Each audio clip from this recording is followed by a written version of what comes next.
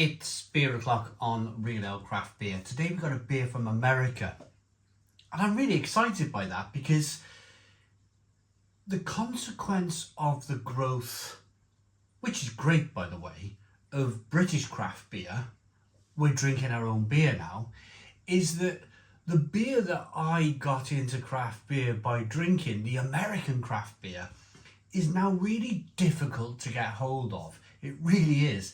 So when I seen this beer at Hackney Church Brewing Company in their fridge, and I was like, what's that? And he, take a can, put it in your bag. I did. And I brought it back from London.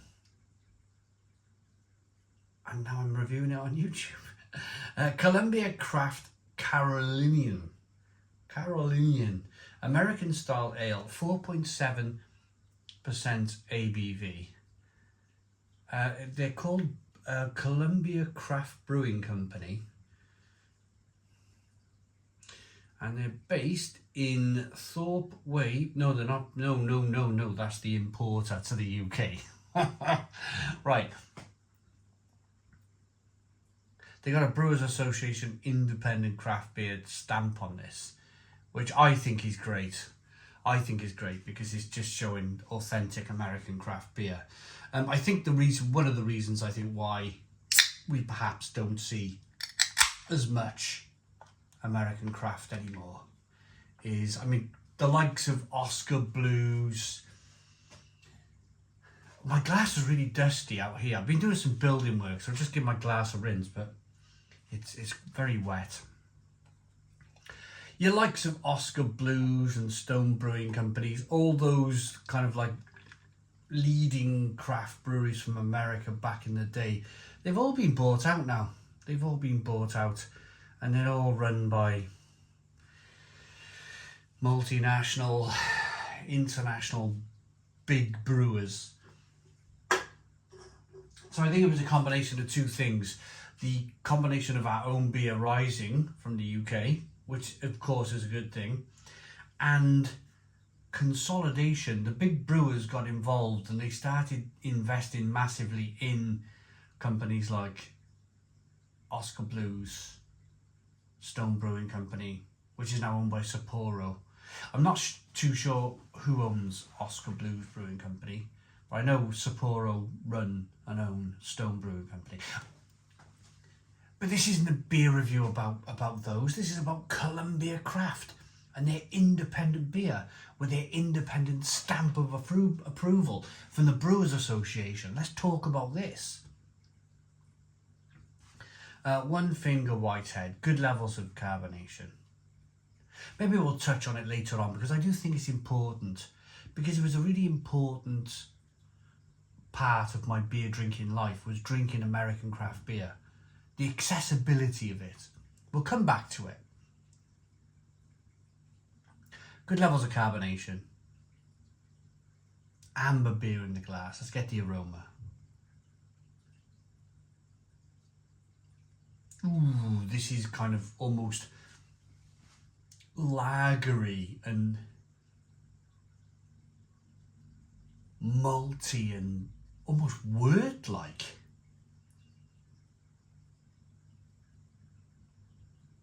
And hoppy. It's got those American hops in there. Orange and clove and spices. Bit of sweetness. You do get a bit. The thing with American craft beer is they do tend to be, the Americans have sweet palates, so this is leaning into the sweeter realms of beer. But let's dive in. Cheers, everybody.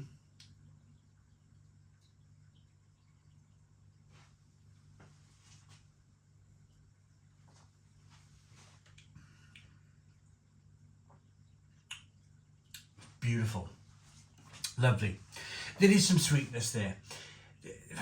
It's almost... It's an American way of brewing, as I mentioned just now. Their beers do lean into a sweeter palate than what we generally have here in the UK. It's that kind of sweet backbone you get from American beer.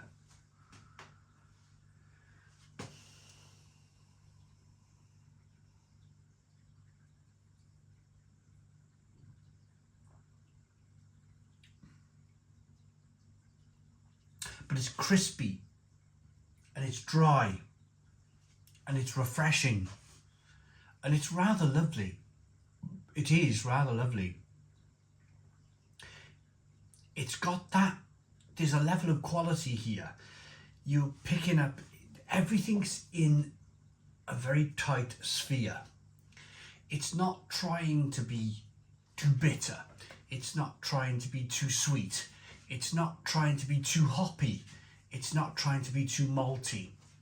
Everything here is singing balance. It's singing balance and it's singing, please drink more of me. Because when you get a balanced beer, when you get a beer that's really in balance, really in tune with sweetness and bitterness, malt and hop, you can drink a lot of it. You can drink a lot of it. If you think of sour beer, lots of really bitter sour beers, Boom Creeks, that sort of thing. I can only ever drink 1 or 2 of them max. You don't want to drink loads of those. Or a really bitter stout or a really bitter IPA. You're only going to drink a couple of those. Whereas this is kind of like all afternoon. I wouldn't be surprised if Columbia Craft sold this in a 6-pack. They had it in a 6-pack and it was those, it's one of them kind of pick it up at the garage forecourt, grab your 6-pack, stick it in the boot of your car, put it in your fridge and sit and in your rather large American garden once you've mowed the lawn and you're just sipping on your beer, you know, lit the barbecue type beer. It's classic session beer from America. A little bit bitter, a little bit sweet, a little bit malty, a little bit hoppy.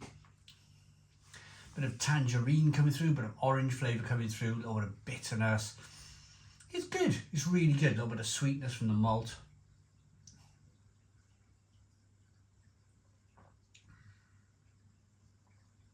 It's my first beer from them and yeah, long may it continue. It would be absolutely fantastic if we had the opportunity to maybe try the rest of their craft beer range.